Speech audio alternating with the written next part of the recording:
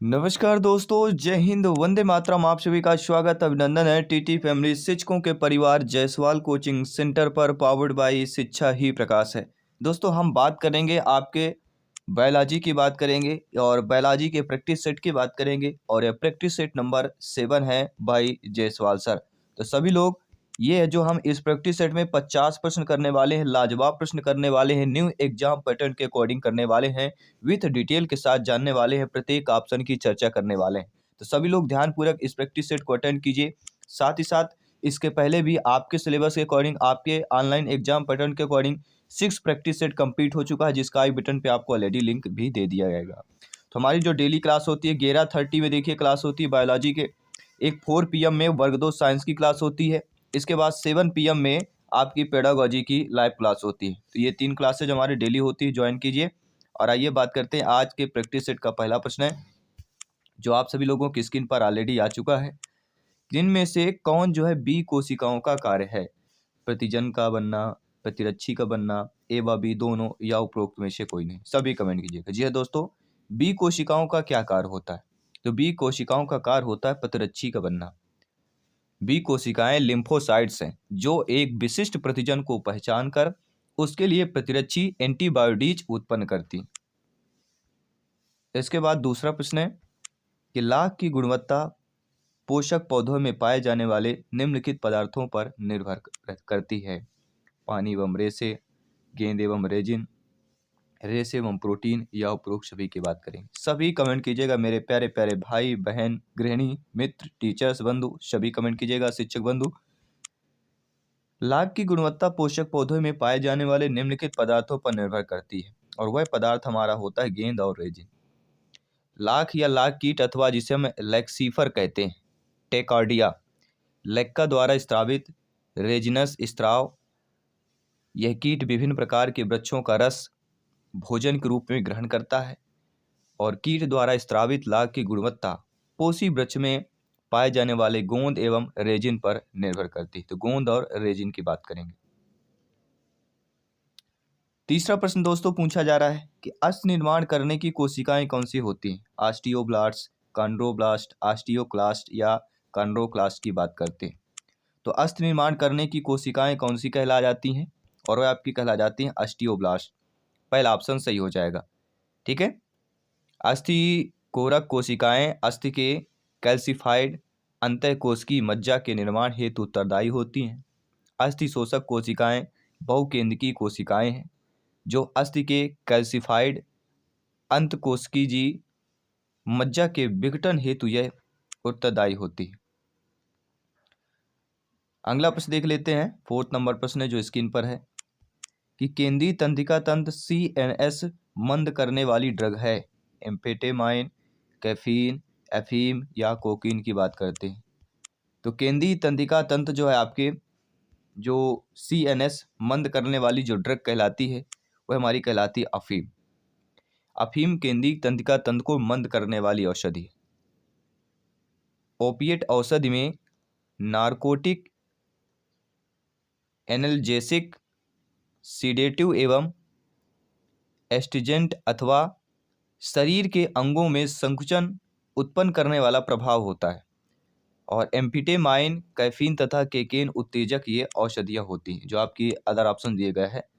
एम्फेटेमाइन हो गया, इसके साथ साथ जो कैफीन आपका दिया गया है, कोकीन दिया गया है, ये तीनों क्या है आपके उत्तेजक औषधियाँ होती। अगला जो प्रश्न है कि सियामी जुड़वा है। सियामी किसका जुड़वा होता है? तो सियामी जो होता है जन्म के समय जुड़े हुए जुड़वा जिनका विकास आंशिक अलग हुए ब्लास्टोमियर में होता है, उनको सियामी जुड़वा बोला जाता है। सियामी जुड़वा जो होता है वह आपके समयुग्मजी जुड़वा होते हैं। ये एक दूसरे से पूर्णतः अलग नहीं हो पाते हैं, बल्कि निषेचित अंग के अपूर्ण विभाजन के कारण जो है आंशिक रूप से परस्पर जुड़े रहते हैं। और इस प्रकार के जुड़वा को कंजॉइंट ट्विंस भी कहा जाता है। क्या कहा जाता है? Conjoint twins. ये भी ध्यान देना। अगला जो प्रश्न दिया गया दोस्तों कि कोलेस्टोकाइनिन का स्त्राव होता है आंत से, थायराइड से, अग्नाशय से, या मुखगुआ से होता है। सभी कमेंट कीजिएगा।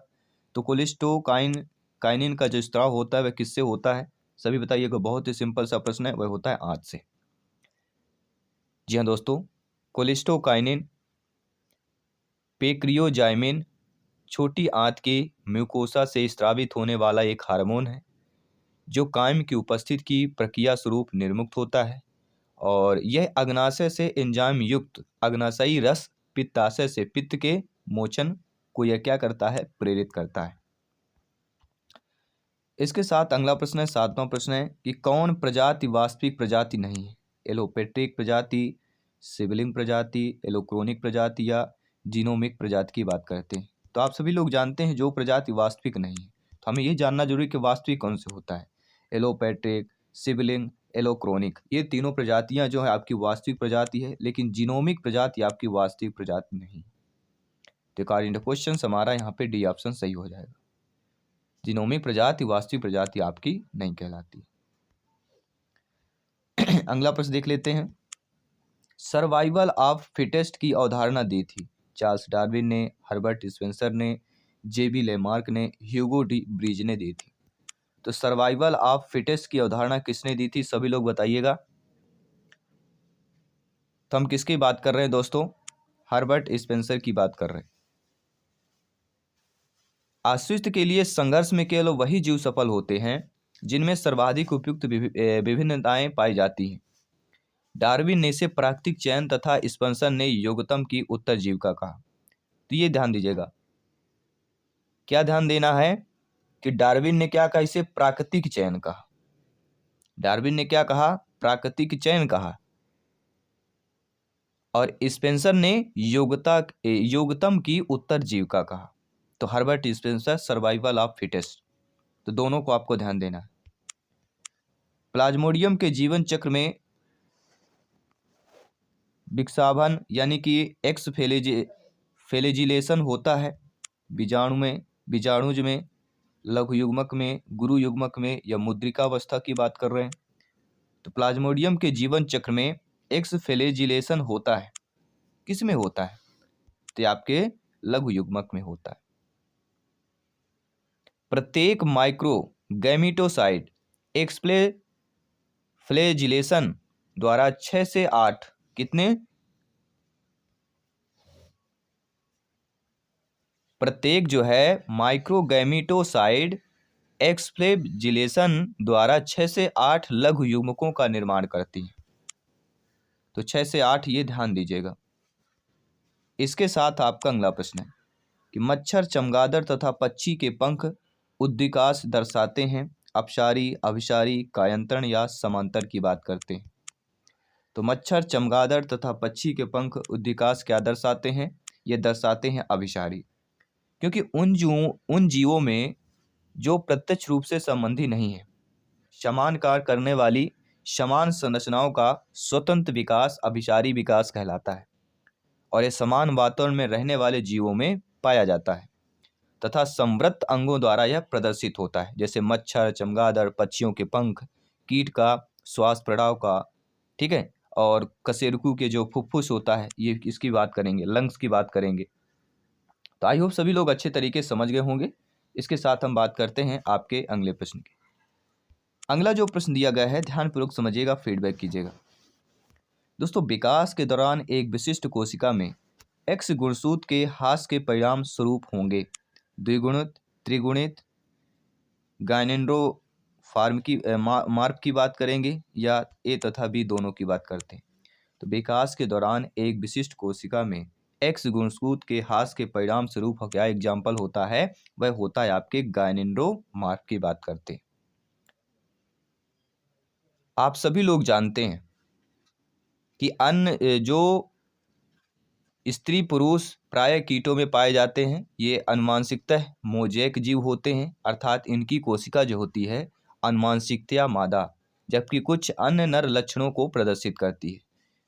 और स्त्री पुरुषता जो XX युग्मनज से विकसित होने वाले मादा कीट में विकास के दौरान एक विशिष्ट कोशिका एक्स गुणसूत्र जो है ह्रास के परिणाम स्वरूप उत्पन्न होती है, जिससे क्या होता है, उसमें नर के समान लक्षण उत्पन्न हो जाते हैं। हम बात करेंगे गायनेंड्रोमार्ग की बात करेंगे। अगला प्रश्न है कि पोरीफेरा के वर्गीकरण का आधार क्या होता है? केनाल तंत्र, वसस्थान, कटिका या सिर के सतह पर छिद्र की बात करते हैं। तो पोरीफेरा के वर्गीकरण का आधार पूछा जा रहा है और यह आधार होता है आपके कटिका। जी हाँ दोस्तों, सी वाला ऑप्शन सही हो जाएगा। इसके साथ अगला प्रश्न है कि हिप्नोटॉक्सिन का निर्माण होता है स्पंज द्वारा, दंश कोशिका द्वारा, युस्पांजिया द्वारा, ल्यूकोसोलिनिया द्वारा होता है। सभी कमेंट कीजिएगा। हिप्नोटॉक्सिन का निर्माण किसके द्वारा होता है? तो आपके दंश कोशिका द्वारा होता है। जी हाँ दोस्तों, निडोब्लास्ट या निमेटोब्लास्ट अथवा दंश कोशिकाएं ये क्या होती हैं? सिलेंट्रेट जीवों में आक्रमण एवं सुरक्षा हेतु पाए जाने वाले एक अंग होते हैं और इनके भीतर एक थैलीनुमा संपुट या निमेटोसिस्ट पाया जाता है जिसमें विषैला तरल या हिप्नोटॉक्सिन भरा रहता है। तो दंश कोशिका की बात करते हैं। अगला जो प्रश्न दिया गया है कि गोल कृमि द्वारा कौन सा रोग होता है? पालियोमाइलेटिस, कोढ़, पाइलेरियसिस या अमीबिता की बात करते हैं। तो आप सभी लोग जानते हैं गोल कृमि द्वारा कौन सा रोग होता है और उस रोग का नाम क्या है आपका? फाइलेरियसिस की बात करते हैं या हम वूचेरेरिया बोलते हैं। क्या बोलते हैं? वूचेरेरिया। ये भी आपको ध्यान देना। अगला जो प्रश्न दिया गया है कि द्रात कोशिका अरक्ता का कारण होता है? अलिंगी सूत्र जीन उत्परिवर्तन, अलिंगी सूत्र अकुगुणिता, लिंग गुणसूत्री उत्परिवर्तन या लिंग गुणसूत्री अभिगुणता की बात करते हैं। तो दात कोशिका अरक्ता का क्या कारण होता है? यह होता है अलिंगी सूत्र जीन उत्परिवर्तन की बात करते हैं। पहला ऑप्शन सही हो जाएगा। अगला प्रश्न दिया गया है दोस्तों, यदि नवजात शिशु के शरीर से यौवन लुप्त ग्रंथि निकाल दी जाए तो कौन सी कोशिका नहीं बनेगी? मोनोसाइट्स, टी लसिका कोशा, बी लसिका कोशा या उपरोक्त सभी। तो यदि नवजात शिशु के शरीर से यौवन लुप्त ग्रंथि निकाल दी जाए तो कौन सी कोशिका नहीं बनेगी? और वह कहलाती है टी लसिका कोशिका। दात्र कोशिका अरक्तता, ठीक है। तो टी लसिका कोशिका जो होती है थाइमस ग्रंथि द्वारा पेप्टाइड हार्मोन थाइमोसिन स्रावित होता है। थाइमोसिन टी लिम्फोसाइट्स के विभेदन में महत्वपूर्ण भूमिका निभाता है और जो टी लिम्फोसाइट्स कोशिका प्रतिरक्षा प्रदान करता है। टी लसिका कोशा टी लिम्फोसाइट्स की बात करते हैं। अगला प्रश्न दिया गया है। अगला प्रश्न ध्यानपूर्वक समझिएगा कि इनमें से किस क्रिया द्वारा जो है वक्षीय गुहा में ऋणात्मक दबाव उत्पन्न होता है? निःश्वसन, डायफ्राम की पेशियों में संकुचन, पसलियों के मध्य की पेशियों में शिथिलन या डायफ्राम की पेशियों में शिथिलन की बात करते हैं। तो इनमें से किस क्रिया द्वारा जो है वक्षीय गुहा में आपका ऋणात्मक दबाव उत्पन्न होता है? और वह हमारा कहलाता है डायफ्राम की पेशियों में संकुचन। बी ऑप्शन आपका सही हो जाएगा। इसी के साथ अगला प्रश्न है कि दुग्ध में कौन, तो यहाँ पे दोस्तों कौन सा ऑप्शन आपका सही हो जाएगा? दुग्ध में कौन से वनजी इम्यूनो ग्लोब्यूलिन पाए जाते हैं? तो हम बात करेंगे आपके 1GA एवं 1GM की बात करेंगे। कोलेस्ट्रम तथा दुग्ध नवजात हेतु संपूर्ण भोजन तथा प्रतिरक्षा उपलब्ध कराते हैं। कोलेस्ट्रम तथा दुग्ध में उपस्थित इम्यूनोग्लोब्यूलिन प्रतिरक्षी अर्जित प्रतिरक्षा प्रदान करने वाले मुख्य घटक होते हैं और पशुओं की दुग्ध एवं कोलेस्ट्रम में पाए जाने वाला मुख्य इम्यूनोग्लोब्यूलिन आपका जो होता है IG एवं G1 है और दुग्ध में केवल इम्यूनोग्लोबिन लगभग दोस्तों 73% एवं कोलेस्ट्रॉल जो होता है 21% कोलेस्ट्रम में, किंतु IgA जो आपका डी ऑप्शन दिया गया IgA एवं IgM भी सूक्ष्म अनुपात में पाए जाते हैं। दूसरी ओर मनुष्य की दुग्ध ग्रंथियों के स्राव में मुख्यतः IgA यानी कोलेस्ट्रम में कुल इम्यूनोग्लोबिन का लगभग 97% दुग्ध और लगभग 87% पाया जाता है, किंतु कुछ मात्रा में IgM और IgG भी पाए जाते हैं। तो हम यहाँ पे किसकी बात करेंगे? IgA IgM की बात करते हैं। नो डाउट सभी लोग समझ गए हैं। अगले प्रश्न की बात करते हैं। भारत में जनसंख्या वृद्धि दर ऋणात्मक कब थी? देखिए ऋणात्मक की बात करते हैं तो एक ही ऑप्शन आता है और वह ऑप्शन है दोस्तों, सभी लोग बताइए आपका राइट ऑप्शन क्या हो जाएगा? तो हम बात करेंगे 1921। जनगणना 1921 के अनुसार भारत की जनसंख्या 251, 321 और 213 थी। अतः कुल 10 की वृद्धि कितनी हो गया? -772, 177, अर्थात -0.31%। क्यों थी? क्योंकि इसकी जो 2021 का हमने बताया, जो आपके 1911 की जो जनगणना हुई थी 10 साल पहले, 1911 के जनगणना के अनुसार जो आपकी संख्या थी वो थी 252, 093 और 390 थी।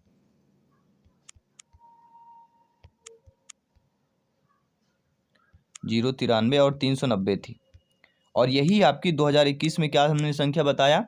251, 321 एंड 213 थी। तो 2011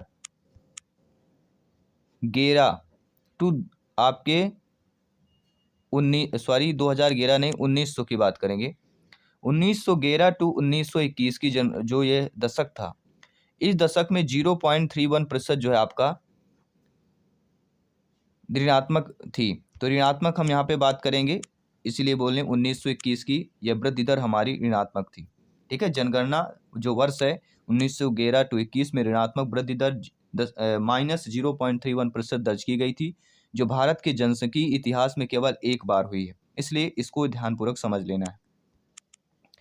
अगला है, युग्मक जनन के दौरान 50 द्वितीयक अंडक एवं 50 द्वितीयक प्रसूक्राणुजन से कितने अंडे एवं शुक्राणु बनेंगे? तो युग्मनज के दौरान 50 द्वितीयक अंडक एवं 50 द्वितीयक प्रसूक्राणुजन की बात करते हैं। इससे कितने अंडे एवं शुक्राणु बनेंगे? सभी लोग बताइएगा। जी हाँ दोस्तों, तो हम बात करेंगे, किसकी बात करेंगे? देखिए दोस्तों, इस प्रकार युग्मनज के दौरान 50 द्वितीयक अंडकोशों से 50 अंडे तथा 50 पूर्व शुक्र कोशिकाओं में 100 शुक्राणुओं का निर्माण होगा। कितना हो जाएगा? 100 शुक्राणुओं का निर्माण हो जाएगा। तो यहाँ पे जो डी ऑप्शन दिया गया 50 अंडे एवं 100 शुक्राणु, डी ऑप्शन यहाँ पे सही हो जाएगा। अगला दिया गया कि असम के काजीरंगा राष्ट्रीय उद्यान में कौन सा प्राणी जो है संरक्षित है? भारतीय गवल, सिंह, गंडक या भारतीय हाथी? तो असम के देखिए बताया ना, प्रत्येक प्रैक्टिस सेट में एक प्रश्न करते हैं। राष्ट्रीय उद्यान से जबरदस्त प्रश्न आएगा, और महत्वपूर्ण राष्ट्रीय उद्यान के मैं एंड स्क्रीन पर वीडियो दे दूंगा। ऑलरेडी सारे टॉपिक हमने कवर किए हैं ऑलरेडी पहले से ही। तो राष्ट्रीय उद्यान के महत्वपूर्ण जो प्रश्न उत्तर है वो आपको ऑलरेडी बता दिया जाएगा। तो इंडिया स्क्रीन पर वीडियो दे दी जाएगा, सभी लोग अच्छे तरीके से अटेंड कीजिएगा। तो असम के काजीरंगा राष्ट्रीय उद्यान में कौन सा प्राणी जो है संरक्षित है, और वह कहला जाता है भारतीय गंडक। ठीक है, असम का राष्ट्रीय उद्यान जो है असम के गोलाघाट एवं नागौन जिलों में स्थित है। एक सींग वाले गंडे की कुल वैश्विक जनसंख्या का लगभग 1/3 भाग उस उद्यान में संरक्षित है। यानी 1/3 भाग, 1/3 भाग आपका केवल आपके असम काजीरंगा राष्ट्रीय उद्यान में स्थित है। अगला है, बायोटेक्नोलॉजी द्वारा कैंसर के उपचार हेतु उत्पादित दवा का नाम बताना है, और यह उत्पादित का दवा नाम है आपका इंटरफेरान। जी हाँ दोस्तों, इंटरफेरान छोटे ग्लाइकोप्रोटीन है जो विषाणुओं के विरुद्ध प्रभावी सिद्ध हुए हैं। तो इंटरफेरान की बात करेंगे।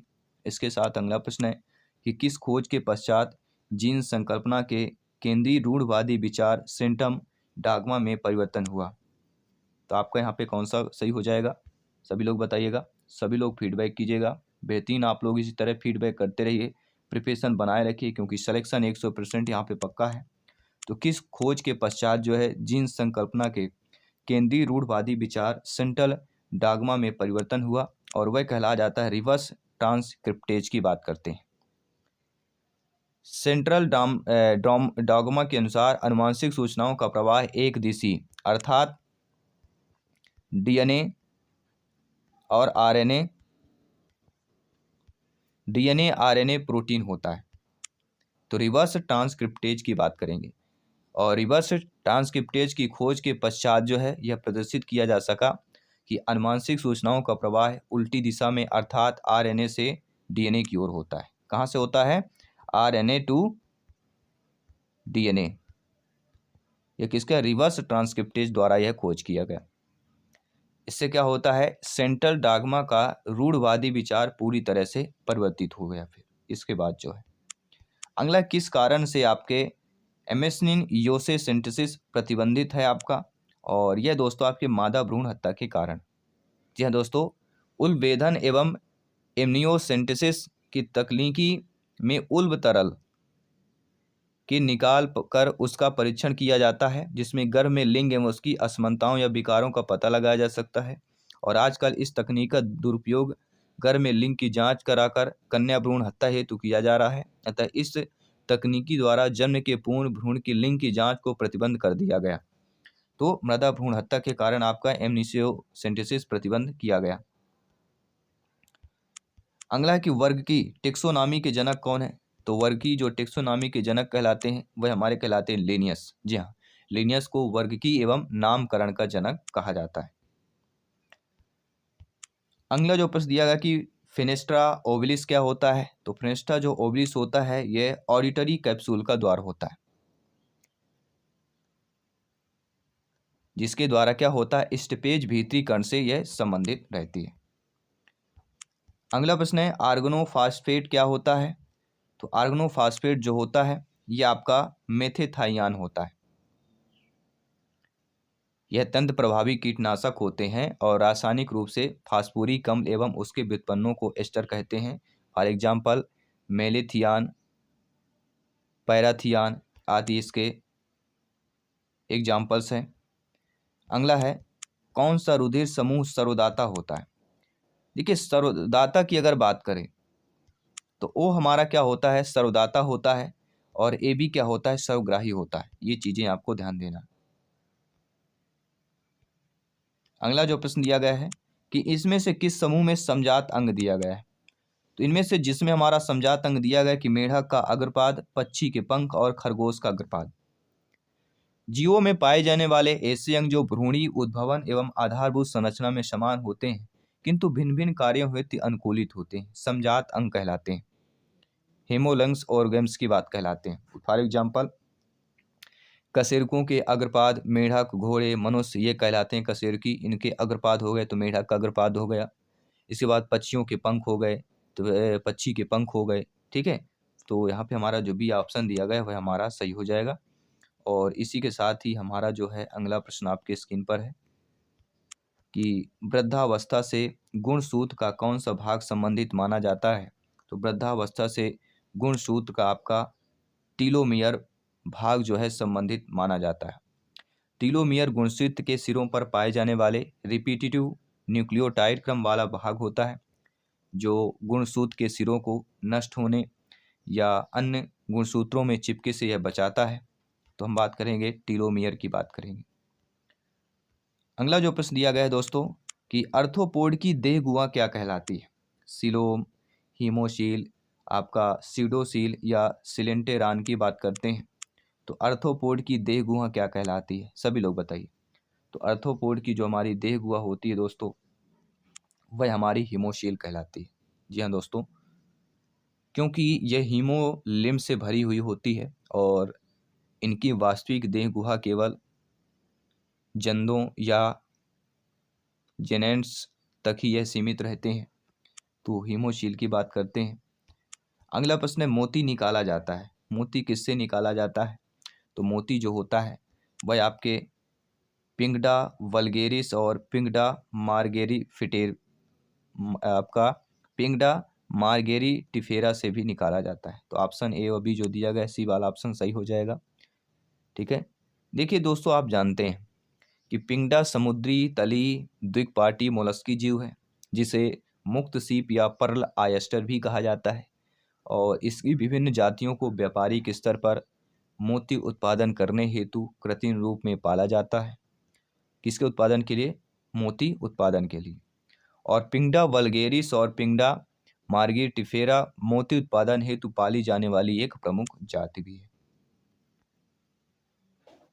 अगला जो प्रश्न दिया गया है, यदि एक व्यक्ति जिसका रुधिर समूह O है उसको दुर्घटना उपरांत ए एंटीजन युक्त रुधिर संवाहन किया जाता है तो कौन सा प्रक्रिया जो है उत्प्रेरित होगी?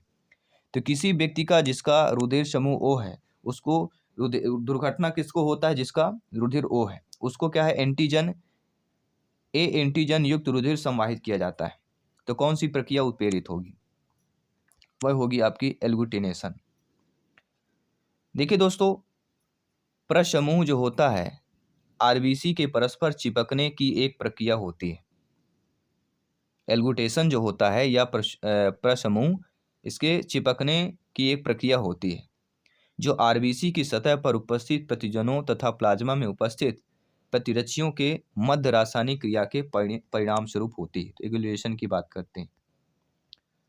इसका जो अगला प्रश्न दिया गया है कि तंत्रिका आवेग के संचरण की क्रिया विभव उत्पन्न होता है। तो जब तंत्रिका आवेग के संचरण की क्रिया में विभव उत्पन्न होता है, जब कब उत्पन्न होता है? जब सोडियम आयन बाह्य द्रव से कोश के अंतः द्रव में आते हैं। पहला ऑप्शन सही हो जाएगा। इससे क्या होता है? सोडियम आयन बाह्य द्रव से कोशिका के अंतः द्रव में जो है प्रवेश कर जाते हैं। अगला प्रश्न है कि इनमें से कौन सा हाइड्रा के निमेटोसिस्ट के बारे में सही दिया गया है? तो हाइड्रा के निमेटोसिस्ट के बारे में जो हमारा सही दिया गया है कि श्रावण स्पर्श के अनुरूप होता है एवं शिकार को भेदता है।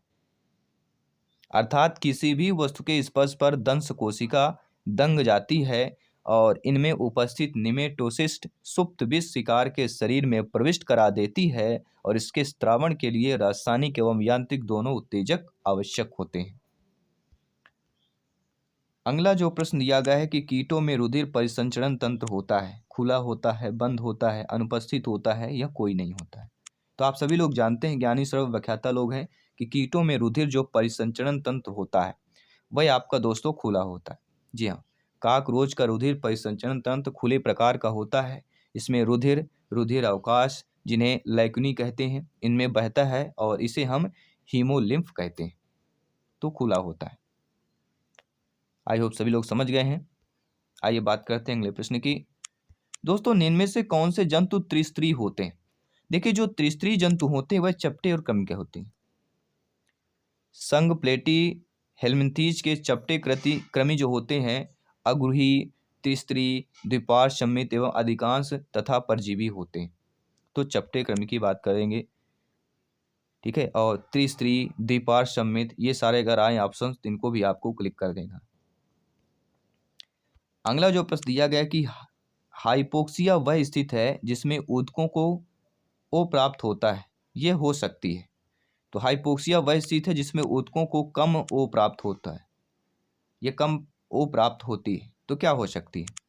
यहाँ पर आपका वातावरण में कम ओ के कारण भी हो सकता है। O2 की बात कर रहे हैं, यहाँ पे O2 दिया गया है, ठीक है। तो हाइपोक्सिया वह स्थिति है जिसमें ऊतकों को कम ऑक्सीजन प्राप्त होता है। यह क्या हो सकती है? वातावरण में O2 के कारण हो सकता है, हवा में अधिक CO2 के कारण हो सकता है, CO के कारण हो सकता है, रुधिर में कम आरबीसी के कारण हो सकता है। तो ये तीनों रीजन है आपके ऊतकों को ऑक्सीजन कम प्राप्त की बात करते हैं, ठीक है। तो हाइपोक्सिया ऊतकों में ऑक्सीजन की कमी की एक स्थिति होती है जिसमें वायु में ऑक्सीजन कमी, जैसे ऊंचाई पर होता है, एनीमिया हो गया, इलेक्ट्रॉन संवहन तंत्र में अवरोध के कारण हो गया, इन तीनों आपके होते हैं।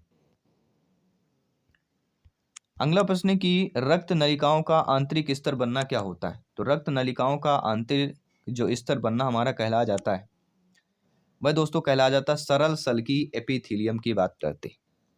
रक्त नलिकाओं का आंतरिक स्तर सरल सल्की उपकला का बना होता है और यह चपटी कोशिकाओं की एक पतली परत का बना होता है। अगला प्रश्न है 40 नंबर।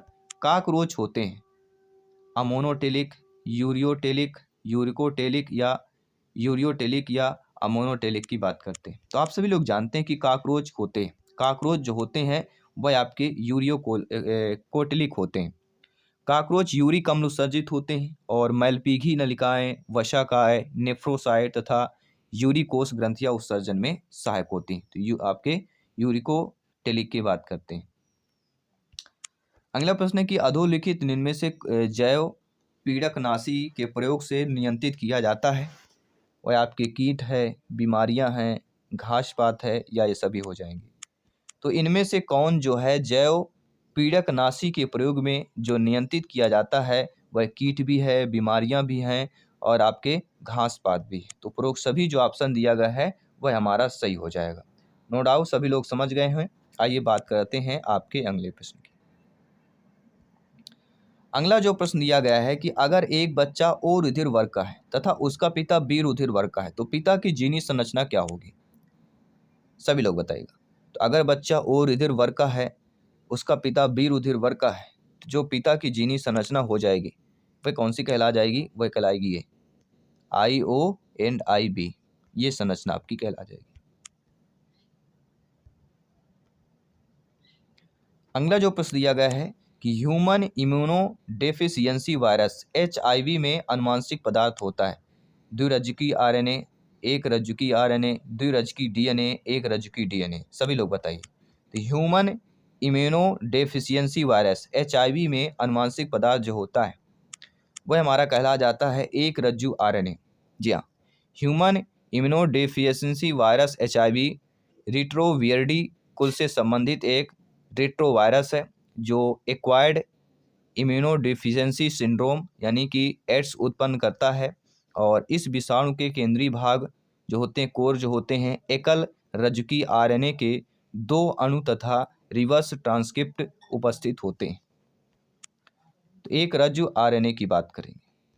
अगला प्रश्न है कि निम्नलिखित में से कौन सा वन्य जीवन संरक्षण से संबंधित नहीं है? नेगेटिव नकारात्मक प्रश्न पूछा गया। देखिए, आप सभी लोग जानते हैं वन्य जीवन संरक्षण से जो हमारा संबंधित हो जाता है वह IBWL है, WWF है और IUCN है, लेकिन IVF नहीं। ठीक है, इन विट्रो फर्टिलाइजेशन। IVF मतलब क्या होता है? In vitro fertilisation. IVF को परख नली शिशु की तकनीकी भी कहा जाता है। टेस्ट ट्यूब बेबी टेक्निक की बात करते हैं। इस तकनीक में अंडे को स्त्री शरीर में बाहर निषेचित कराया जाता है और युग्मनज अथवा प्राक भ्रूण को वापस स्त्री के गर्भाशय में स्थानांतरित कर दिया जाता है। तो IVF की बात करेंगे। बाकी जो तीनों है ये आपके वन्यजीव संरक्षण से संबंधित हो जाते हैं। और जो अगला प्रश्न है, कौन सा कीटनाशक मानव स्वास्थ्य के लिए अधिक हानिकारक होता है? रोटिनोन, पाइरेथ्रम, DDT या ह्यूमुलिन की बात करते हैं। तो कौन सा कीटनाशक मानव स्वास्थ्य के लिए अधिक हानिकारक होता है? और वह होता है DDT। DDT एक अत्यंत हानिकारक जैव अपघटनीय कीटनाशक पदार्थ है जो वसा में घुलनशील है परंतु जल में अघुलनशील होता है। यह जैव अपघटनीय होने के कारण एक बार प्रयोग करने के उपरांत पर्यावरण में लंबे समय तक बना रहता है और वसा में घुलनशील होने के कारण जंतु ऊतकों में एकत्रित हो जाता है। साथ ही साथ खाद्य श्रृंखला में सम्मिलित होकर विभिन्न पोषी स्तरों पर यह सांदित हो जाता है और इसे जैव आवर्धन कहते हैं। इस प्रकार DDT अत्यंत हानि प्रदूषक के रूप में कार्य करता है। अगला प्रश्न है दोस्तों कि मनुष्य का पूर्वज जो पहली बार सीधा खड़ा हुआ था वह आपका ऑस्ट्रेलोपिथेकस, क्रो-मैग्नन, पेकिंग मानव या जावा कपी मानव। तो मनुष्य का पूर्वज जो पहली बार सीधा खड़ा हुआ था वह हमारा कहलाता है ऑस्ट्रेलोपिथेकस की बात करते हैं। ऑस्ट्रेलोपिथेकस को कपियों या मनुष्य के बीच की संयोजी कड़ी माना जाता है और यह मनुष्य का पूर्वज था जिससे सर्वप्रथम सीधे खड़े होना प्रारंभ किया और यह पूर्ण रूप से द्विपादगमन युक्त हेमनिड था और इसकी कपाल गुहा का आयतन लगभग दोस्तों आपके 500 से लेके 700 सीसी था जो आधुनिक गोरिल्ला की कपाल गुहा के आयतन के समान है। अगला प्रश्न है कौन सा सुमेलित नहीं है? तो हम सभी लोग जानते हैं पोरीफेरा कीप कोशिकाएं, सिलेंटेटा, निमेटोसिस्ट, एनिलीडा, विखंड अवस्था की बात करेंगे, लेकिन मोनेरा यूकैरियोट ये आपका गलत दिया गया है। मोनेरा जगत के सभी प्रोकैरियोटिक जीवों को सम्मिलित किया गया है, ना कि यूकैरियोटिक। यहाँ पे क्या होना चाहिए? प्रोकैरियोटिक होना चाहिए। अगला जो प्रश्न दिया गया है कि वर्गीकरण की आधारभूत इकाई क्या होती है? तो वर्गीकरण की जो आधारभूत इकाई होती है वह हमारी होती है जाति। ठीक है, स्पीशीज की बात करेंगे। वर्गीकरण की आधारभूत सबसे छोटी इकाई होती है और जाति निकट संबंध वाले जीवों की एक ऐसे समूह के रूप में परिभाषित की जा सकती है जो शारीरिक एवं क्रियात्मक रूप से अधिकांशतः समान होते हैं तथा प्रकृति में आपस में प्रजनन करते हैं, किंतु दूसरी जात के सदस्यों के साथ यह प्रजनन नहीं कर सकते हैं। अगला प्रश्न है कौन जो है बहिरूपता दर्शाता है? पाइसेलिया, ट्रिपेनोसोमा, दीमक या इनमें से कोई नहीं। तो आप सभी लोग जानते हैं इनमें से बहुरूपता दर्शाता है, कौन दर्शाता है? और वह होता है आपका पाइसेलिया। पाइसेलिया का निवह या कॉलोनी एक विशाल निवय होता है जिसमें विभिन्न प्रकार के जीवक पाए जाते हैं और पूरे निवय का ऊपरी भाग नीले रंग के एक बड़े कपनुमा प्लाव के रूप में फूला रहता है जो जल के ऊपर तैरता रहता है। और अगला प्रश्न है इस प्रैक्टिस सेट का 50वां प्रश्न है, किसके प्रभाव से शुक्र जनन का नियंत्रण होता है? एडीएच, एफएसएच, एलएच या एसटीएच की बात करते हैं। तो किसके प्रभाव से जो है शुक्र जनन का नियंत्रण होता है, ये आपको कमेंट करके बताना है। ये आप सभी के लिए मॉक क्वेश्चन के रूप में प्रश्न दिया गया है। साथ ही साथ दोस्तों आपने ये 50 प्रश्नों में कितना स्कोर प्राप्त किया ये भी आपको कमेंट बॉक्स में अवश्य शेयर करना है। मैं आपके साथ जायसवाल सर मिलता हूँ आपके 7 PM में पेडागोजी के लाइव क्लास के साथ। बाकी 11:30 AM में हमारी डेली है बायोलॉजी के प्रैक्टिस सेट होता है, बायोलॉजी की क्लास होती है, तो सभी लोग ज्वाइन कीजिए। मैं आपके साथ जायसवाल सर मिलता हूँ आपकी अगली क्लास पर। सभी मित्रों को जय हिंद, वंदे मातरम, धन्यवाद सभी का।